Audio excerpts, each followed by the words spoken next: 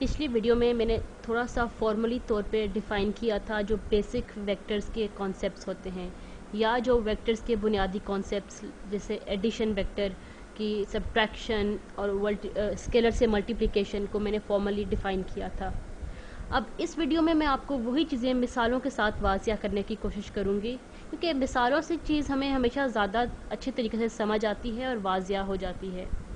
ये बात ज़हननशीन कर लें कि इस वीडियो में जो भी मैं वेक्टर ड्रॉ करूँगी वो R2 से बिलोंग करेगा, या उसकी जो निस्बत है वो R2 से होगी। R2 हमारे पास क्या होता है? R2 हमारे पास सेट होता है ऑर्डर 2 टुपल्स का। पिछली वीडियो में मैंने ये बात आपको बता दी थी कि 2 टुपल्स क्या होते हैं या मल्टीपल टुपल्स क्या होते हैं। अब ऑर्डर 2 टुपल्स का जो सेट है x1 x2, इसमें ये बात जाननी ज़रूरी है कि इसमें x1 और x2 मेरे पास दोनों ही रियल नंबर होते हैं, या ये सेट ऑफ रियल नंबर से बिलोंग करते हैं। ये इसलिए मैं करूँगी कि R2 को ग्राफ पे बनाना आसान होता है, और जो चीज़ हम ग्राफ पे बना सकें उसको समझना आसान होता है। जो मेरा पहला नंबर है x1, उसको मैं x एक्सिस के जगह पे प्लॉट करूँगी, या जो मेरे पास x एक्सिस है वो मेरे पहले नंबर x1 की नुमाइंदगी कर रहा है। बिल्कुल इसी तरह जो y एक्सिस है वो मेरे दूसरे नंबर x2 की नुमाइंदगी कर रहा है, इसलिए ये दोनों R2 से बिलोंग करते हैं। मतलब ये हुआ कि जो R1 है ये एक नंबर लाइन पे फैलता ही जा रहा है, जाता ही जा रहा है, और इसी तरह जो R2 है ये वर्टिकल लाइन पे, सॉरी R2 कह रही हूँ, x2 जो है ये वर्टिकल लाइन पे है और ये भी एक रियल लाइन है। अब मैंने आपको ये बताया था कि मैं मिसालों से आपको वाज़िया करने की कोशिश करूँगी, तो हम मिसालों की तरफ चलते हैं। मेरे पास एक वेक्टर है a, जिसको मैं बोल्ड करके लिख रही हूँ। ये वेक्टर है -1 और 2। मेरे पास एक और वेक्टर है b के जो एलिमेंट्स हैं वो हैं 3 और 1। ये मेरे दो वेक्टर्स हैं। अब मैं इनको ऐड करूंगी और देखूंगी कि हमारे पास जवाब क्या आता है। हमने पिछली वीडियो में वेक्टर की एडिशन सीखी थी, तो बिल्कुल उसी तरीके से हम इन दोनों को आपस में ऐड करेंगे या इन दोनों को आपस में जमा करेंगे। a प्लस बी है -1 प्लस 3 और 2 प्लस 1।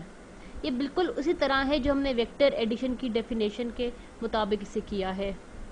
तो जवाब आता है मेरे पास a प्लस बी का 2 और 3, यानी कि वेक्टर a प्लस बी जो मेरे पास एक नया वेक्टर बन रहा है वो है 2 और 3, और ये बिल्कुल वेक्टर एडिशन की डेफिनेशन के एन मुताबिक है। अब आप इसको जहन में देख सकते हैं या इसको विजुलाइज कर सकते हैं, और बिल्कुल इसी तरह मैं इसको ड्रॉ भी कर सकती हूँ या अपने कोऑर्डिनेट एक्सिस पे बना भी सकती हूँ। मुझे पता है कि मेरा अब कन्वेंशन ये है कि a का जो पहला एलिमेंट है वो x1 को की नुमाइंदगी कर रहा है, और a का जो दूसरा एलिमेंट है वो x2 की नुमाइंदगी कर रहा है। तो मेरे पास -1 और 2। अगर मैंने कोई भी एक पॉइंट 1 1 लेना है तो वो मैं ऐसे लूँगी कि x पे 1 चलूँगी, फिर y पे 1 चलूँगी। जिस जगह पे वो दोनों मिल रहे होंगे वो मेरा पॉइंट होगा 1 1। अब मैं a की अगर बात करूं तो a को ड्रॉ कर सकती हूं मैं बिल्कुल इसी तरह जिस तरह मैंने 1 1 को बनाया है। लेकिन वेक्टर्स में एक बात जहन नशीन करनी थोड़ी ज़रूरी है कि वेक्टर्स में हम किसी भी पॉइंट से शुरू कर सकते हैं। ज़रूरी नहीं है कि वही पॉइंट हो या ज़ीरो ओरिजिन ही हमारा स्टार्टिंग पॉइंट हो। इसमें x1 और x2 कोई भी पॉइंट्स हो सकते हैं। हम उस पॉइंट से जैसे अगर मेरे पास मेरा स्टार्टिंग पॉइंट x1 x2 है, ये कोई भी पॉइंट है जो R2 में है, इसमें अगर मैं a को रिप्रेजेंट करना चाहूँ तो मैं यूँ रिप्रेजेंट करूँगी x1 -1 और x2 प्लस 2।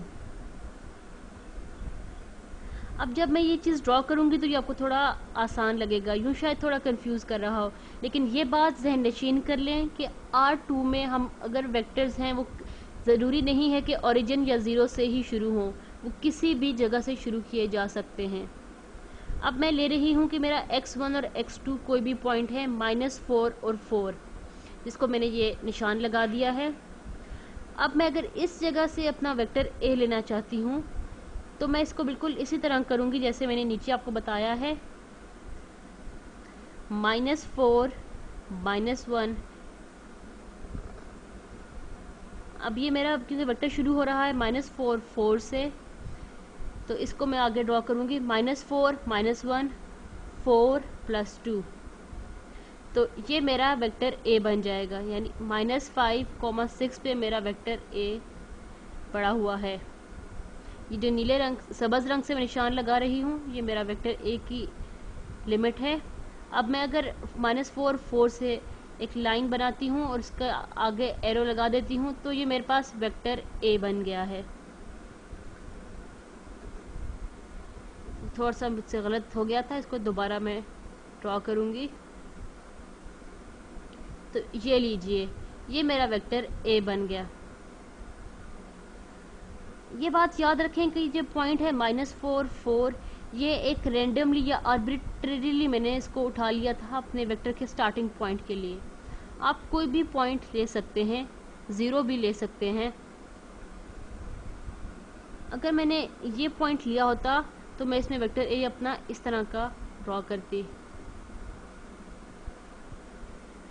ये दोनों सब्ज़ रंग से ड्रॉ की गई लाइनें, बनाई गई लाइनें वेक्टर a को ही वेक्टर a ही की नुमाइंदगी कर रही हैं। वो भी वेक्टर a है मेरे पास, दाईं तरफ भी वेक्टर a है और बाईं तरफ भी वेक्टर a है। इसका मतलब है कि मैं वेक्टर a इन्फिनिट लातादाद वेक्टर a ड्रॉ कर सकती हूँ। वेक्टर a मैं यहाँ पे नीचे भी बना सकती हूँ, बिल्कुल उसी तरह जैसे मैंने ऊपर बनाए हैं। अब वेक्टर b क्या है? वेक्टर b के लिए भी आप इसी तरह कोई एक पॉइंट उठा लें। ये मैंने पॉइंट उठा लिया वेक्टर b के लिए। वेक्टर b 3 जाता है हॉरिजॉन्टली और 3 जाता है 1 जाता है वर्टिकली, तो ये मेरा वेक्टर b बन गया है। एक और इसकी रिप्रेजेंटेशन या नुमाइंदगी ऐसी हो सकती है कि मैं इसको इस वाले a से मिला के बना लूँ। ये देख लें, ये मेरी एक और रिप्रेजेंटेशन है वेक्टर b की। अब मतलब ये है कि जिस तरह हम एक की लातादाद नुमाइंदगी कर सकते हैं वेक्टर्स, उसी तरह इस पूरी स्पेस में मैं बहुत सारे वेक्टर्स इस तरह के बना सकती हूँ जो वेक्टर b को रिप्रेजेंट कर रहे हों। लेकिन स्टैंडर्ड पोजीशन से अगर हमें ड्रॉ करना हो तो उसका मतलब है कि हम वेक्टर्स को 0 0 से शुरू कर रहे हैं। यानी कि जब भी हम वेक्टर a को स्टैंडर्ड पोजीशन से शुरू करेंगे, ये इस बात की हमें सबूत देगा कि मैंने अपने वेक्टर को 0 0 पोजीशन से या ओरिजिन से शुरू किया है। ये मैंने वेक्टर a ड्रॉ कर दिया है स्टैंडर्ड पोजीशन में। अब अगर मैंने वेक्टर b को स्टैंडर्ड पोजीशन में ड्रॉ करना हो तो इस तरह से ड्रॉ करूँगी, 3 और 1 ऊपर। ये b है स्टैंडर्ड पोजीशन में। ये तो स्टैंडर्ड पोजीशन में थे, लेकिन इनके अलावा भी जितने हमने वेक्टर a और b बनाए हैं वो भी बिल्कुल सही हैं, गलत नहीं हैं। वेक्टर a प्लस b को अगर मैंने स्टैंडर्ड पोजीशन में बनाना हो तो मैं इसको यूं बनाऊंगी। इसको स्टैंडर्ड पोजीशन में बनाना हो तो ये यूं बनेगा, 2 हॉरिजॉन्टल और 3 वर्टिकल ऊपर गया है। और ये जो वेक्टर मैंने गुलाबी रंग से बनाया है, ये वेक्टर a प्लस b है स्टैंडर्ड पोजीशन में। लेकिन जब आप इसको इस तरह बनाते हैं तो ये आपको देखने पे नज़र नहीं आता कि इसके a और b से क्या रिश्तेदारी है या क्या रिलेशनशिप है। लेकिन आपने हेड टू टेल रूल तो वेक्टर एडिशन का सीखा ही होगा। अगर उसी हेड टू टेल रूल को इस्तेमाल करें तो हमारे पास a प्लस b इसी तरह से आते हैं। वेक्टर b की एक और रिप्रेजेंटेशन हमारे पास ये है कि हम इसको a के एंड पॉइंट से शुरू करें या a की टॉप से शुरू करें। 2, ये देखिए 1 2 3 और ऊपर 1। अब आप वेक्टर b को बिल्कुल इस तरह बना सकते हैं जैसे मैंने सबस से बनाया है। अब आपको ये चीज़ नज़र आ रही होगी कि जब मैं वेक्टर b को इस तरह से ड्रॉ करती हूँ, इस तरह बनाती हूँ, हालांकि ये स्टैंडर्ड पोजीशन में वेक्टर बी को ड्रॉ नहीं किया गया, लेकिन फिर भी इससे ये बात साफ जाहिर होती है कि जब मैं ए और बी को आपस में जमा करती हूँ तो मेरे पास जवाब में क्या आता है, मेरे पास वेक्टर ए प्लस बी आता है अपनी स्टैंडर्ड पोजीशन में। यानी कि मैंने वेक्टर और ए और बी को ऐड कर दिया है। जिस तरह मैं किसी भी जगह से वेक्टर ए या बी को शुरू कर सकती हूँ, बिल्कुल इसी तरह मैं इनको ऐड किसी भी जगह से कर सकती हूँ। अब मैं अगर वेक्टर बी को इस जगह पे ऐड करना चाहूँ तो 1 2 3 और 1 ऊपर, तो ये मेरा वेक्टर बी बन जाएगा। अब मैं अगर वेक्टर ए और बी को ऐड करूँ तो अब इसका जवाबी वेक्टर कहाँ से आएगा, वो ए के पॉइंट से शुरू होकर बी के पॉइंट पे ख़त्म हो रहा होगा। ये गुलाबी रंग में मैंने अपना वेक्टर ए प्लस बी बनाया है, बस ये दिखाने के लिए कि वेक्टर ए प्लस बी जो है मेरे पास वाकई ही ये बन रहा है। ये देखें, मैं राइट साइड पे 2 गई और 3 ऊपर गई, तो मेरे पास वेक्टर ए प्लस बी आ गया। अब हम चलते हैं वेक्टर मल्टीप्लिकेशन की तरफ, या जो हमने पिछली वीडियो में एक नज़रिया देखा था वेक्टर की स्केलर मल्टीप्लिकेशन का, अब हम उस पर रोशनी डालेंगे। मेरे पास कोई भी एक वेक्टर v है जो है 1 और 2, इसको मैं स्टैंडर्ड पोजीशन पे बनाऊंगी, 1 x एक्सिस पे और 2 y एक्सिस पे। ये मेरा वेक्टर v बन गया स्टैंडर्ड पोजीशन पे। अगर मैं इसको अनस्टैंडर्ड पोजीशन या नॉन स्टैंडर्ड पोजीशन पे बनाना चाहूँ तो ये इस तरह बनेगा। और ये दोनों जो तरीके हैं वेक्टर v को ड्रॉ करने के लिए, ये बिल्कुल वैलिड या बिल्कुल सही है। अब अगर मैं v को मल्टीप्लाई करना चाहूँ एक स्केलर टर्म से जो मेरे पास 2 है, इसका मतलब है 2 times vector v। 2 times vector v का मतलब है कि मैं इसकी हर टर्म को 2 से मल्टीप्लाई करूँगी। 2 इंटू 1 2 और 2 इंटू 2 4। अब मेरे पास 2 टाइम्स वेक्टर v बनता है 2 एंड 4। अब मैं वेक्टर 2v को एक आर्बिट्रेरी पोजीशन पे ड्रॉ करूँगी, या एक रेंडमली पोजीशन उसकी लेके ड्रॉ कर रही हूँ। 1 2 मैंने इसके दाईं तरफ हूँ और 1 2 3 4 ऊपर की तरफ गई हूँ, तो ये मेरे पास 2 टाइम्स वेक्टर v बन गया है। अब आप ये देखिए कि ये उसी रुख में जा रहा है जिस रुख में हमारा वेक्टर v जा रहा है, यानी v और 2v की डायरेक्शन वही है। यानी कि जब भी मैं किसी वेक्टर को एक स्केलर से या एक पॉजिटिव स्केलर से मल्टीप्लाई करती हूँ तो उसका रुख मैं बदलती नहीं हूँ, बल्कि उसका रुख वही रहता है, सिर्फ उसकी लंबाई या पे फ़र्क पड़ता है। अगर मैं इसको स्टैंडर्ड पोजीशन में बनाने की कोशिश करूं तो ये इस तरह बनेगा कि एक वेक्टर v उसके ऊपर दूसरा वेक्टर v, और ये दोनों मिलकर वेक्टर 2v बना देते हैं। लेकिन अगर मैं वेक्टर v को एक नेगेटिव नंबर से मल्टीप्लाई करूं, जैसे -4 टाइम्स वेक्टर v, तो वो यूं बनेगा कुछ -4 टाइम्स 1 -4 और -4 टाइम्स 2 -8। अब मेरा जो नया वेक्टर है या जो जवाबी वेक्टर है वो -4 और -8 पर मुश्तमिल है। अब मैं इसको स्टैंडर्ड पोजीशन पे बनाने की कोशिश करती हूँ कि मेरे पास -4 है, मैं बाईं तरफ 4 चलूँगी और 8, मैं नीचे की तरफ 8 चलूँगी क्योंकि ये -8 है। तो अब जो मेरे पास नया वेक्टर बना है वो ये है जो सब्ज़ रंग में मैंने बनाया है। ये बनता है -4 टाइम्स वेक्टर v या -4v। अब देखिए क्या हो गया है, ये वेक्टर्स तकरीबन लगते तो एक ही डायरेक्शन में हैं, बल्कि ऐसे कीजिए कि वेक्टर -4v की डायरेक्शन बिल्कुल उसके ऑपोजिट या बिल्कुल उसके मुतजाद है जो हमारे पास वेक्टर v की डायरेक्शन है। ये ऐसा क्यों हुआ?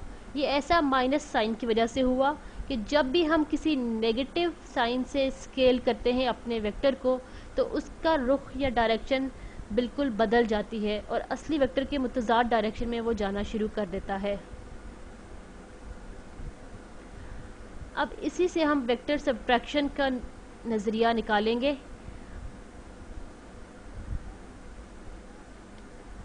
एक मिसाल लीजिए जिसमें मेरे पास कोई भी एक वेक्टर x है। वेक्टर x को मैं गुलाबी रंग में लिख रही हूँ। मेरे पास जो वेक्टर x है उसमें वैल्यूज़ हैं 2 और 4। और एक और मेरे पास वेक्टर मौजूद है, वेक्टर y, जिसको मैं ज़रा बोल्ड करके लिख रही हूँ। और वेक्टर y की वैल्यूज़ मेरे पास हैं -1 और -2। अब मैं ये सोच रही हूँ कि x माइनस y मेरे पास क्या होगा, या x माइनस y का जवाब क्या होगा। आप इसको यूँ भी लिख सकते हैं कि x plus minus 1 times vector y। अब हम जानते हैं कि नेगेटिव स्केलर से मल्टीप्लाई करने का जब नतीजा क्या होता है, तो हम वही कुछ करेंगे। x मेरे पास है 2 और 4, -1 टाइम्स y मेरे पास क्या बनता है, -1 टाइम्स -1 +1, और -1 टाइम्स -2 +2।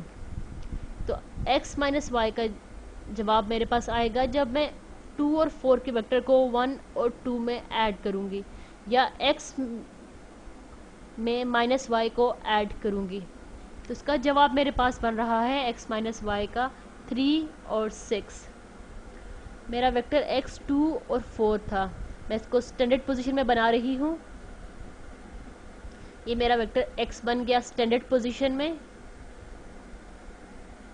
स्टैंडर्ड पोजीशन में वेक्टर y मेरे पास है। मैं y का रंग तब्दील कर दूं ताकि पहचानने में आसानी हो। इसको मैं सबस ले लेती हूँ। वेक्टर y मेरे पास है -1 और -2। -1 के लिए मैं बाईं तरफ 1 चलूँगी और -2 के लिए मैं नीचे की तरफ 2 चलूँगी। तो तकरीबन मेरा वेक्टर y जो है वो इस तरह बनता है। तो ये मेरा वेक्टर y बन गया। तो इनका डिफरेंस क्या है? इनका डिफरेंस ऐसा वेक्टर है जो 3 और 6 है। अब अगर मैं इसको रेंडमली या आर्बिट्रेरीली बनाऊं तो ये इस तरह होगा कि मैं कहीं भी 3 चलूं और दाईं तरफ 3 चलूं और ऊपर की तरफ 6 चलूं, तो ये मेरा जवाबी वेक्टर बनता है x माइनस y। अब सोचने की बात यह है कि ये वेक्टर किस तरह से उन दोनों का डिफरेंस बताता है। का मतलब यूँ आप सोच सकते हैं कि अगर आप इसमें बिल्कुल ये उसी तरह है जिस तरह हम vector head to tail rule में एडिशन करते हैं एंड पॉइंट्स को जोड़ के, ये भी एंड पॉइंट्स को जोड़ के उनके एंड पॉइंट्स का डिफरेंस बता रहा है। चलिए एक और मिसाल करते हैं जिससे आपको ये चीज़ थोड़ी ज़्यादा वाज़िया हो जाएगी। x मेरे पास है 2 और 3 और वेक्टर y है -4 और -2।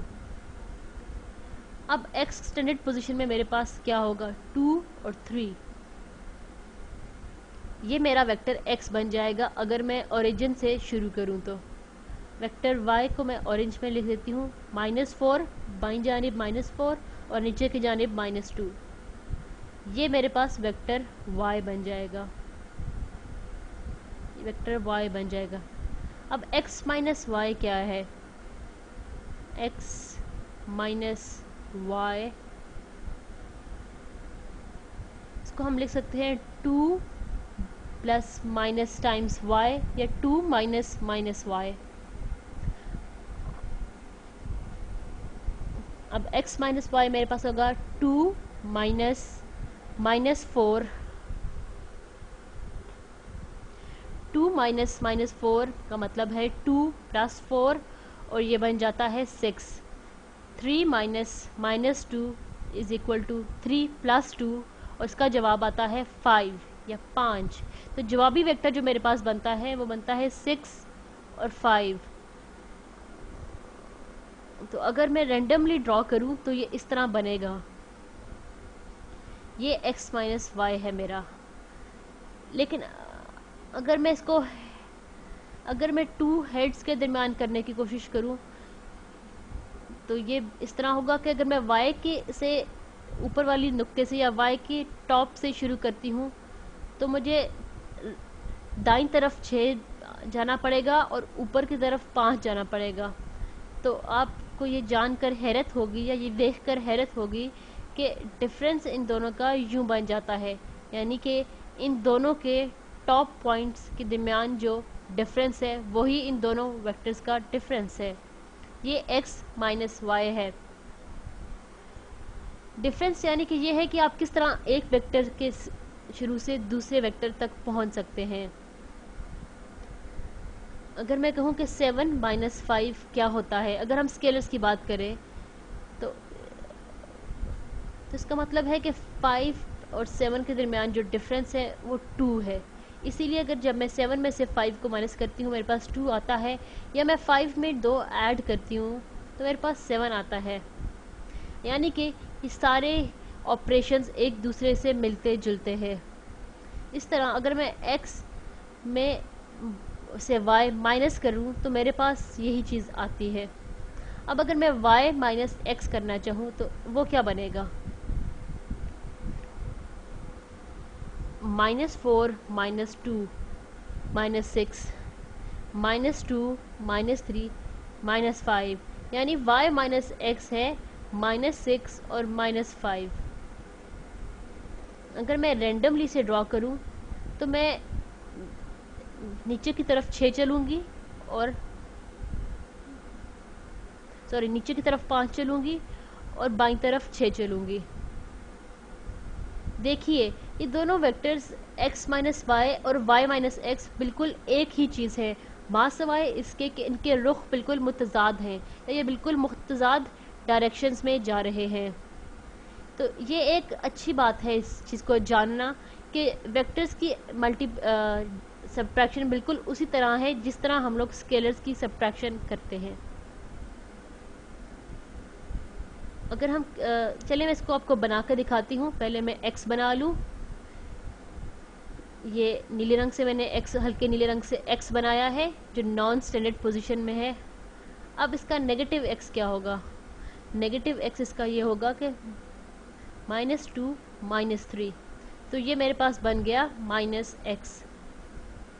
अब ये बिल्कुल x ही है, ये x के पैरेलल है और इसका मैग्नीट्यूड या लंबाई भी बिल्कुल x के बराबर है, लेकिन फ़र्क सिर्फ ये है कि इसका जो रुख है वो बिल्कुल उल्टी तरफ है, या इसकी डायरेक्शन बिल्कुल ऑपोजिट है असली वाले x के।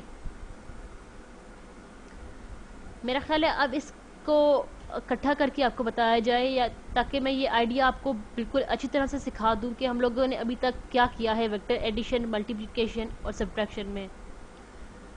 चलिए मैं एक R4 लेती हूँ जिसमें हम एडिशन, मल्टीप्लिकेशन वगैरह आपको शो करूँगी। A मेरे पास है 0 -1 2 और 3। बिल्कुल इसी तरह मेरे पास एक और वेक्टर B है जो R4 से बिलोंग करता है, 4 -2 0 और 5।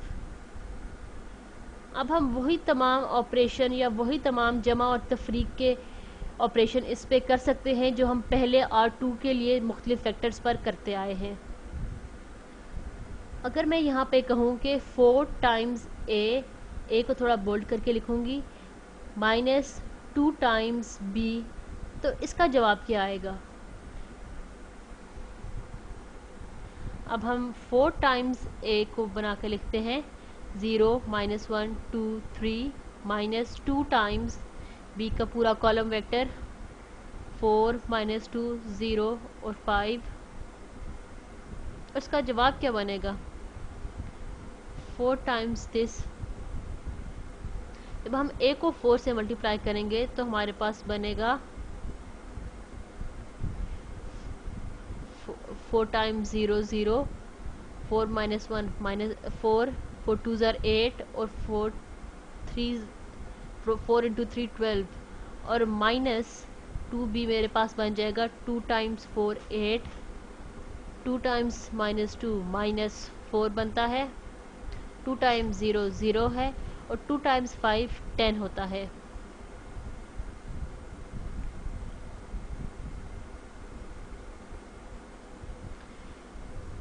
चलिए मैं इसका जवाब अब इधर नीचे लिखती हूँ। हमने लिखना था 0 -8 -8 -4 -4, यानी -4 + 4, तो ये बन जाता है 0, 8 -0 0, 12 -10। ये बोर्ड मेरा थोड़ा सा इस जगह से ख़राब है, यानी 12 - 10 मेरे पास 2 आ जाता है। यानी कि जब मैं वेक्टर ए लूँ और उसे 4 से मल्टीप्लाई करूँ और उसमें से 2 times vector B minus subtract कर दूँ तो मेरे पास जो जवाब आता है वो -8082। बिलाशुबा इस चीज़ को ग्राफ पे बनाना थोड़ा सा मुश्किल हो जाएगा क्योंकि 4 डायमेंशन में हम ग्राफ में नहीं बना सकते, लेकिन फिर भी ये एक बेहतर कॉन्सेप्ट है और आपको ये सीखना चाहिए।